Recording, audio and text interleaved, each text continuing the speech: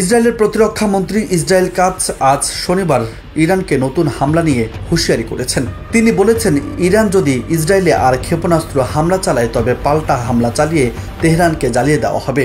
এএফপির প্রতিবেদন থেকে এ তথ্য জানা গেছে। ইসরায়েলের প্রতিরক্ষা মন্ত্রীকে উদ্ধৃত করে এক বিবৃতিতে বলা হয়, ইরানের স্বৈরশাসক দেশটির সাধারণ মানুষকে জিম্মি করে রেখেছেন।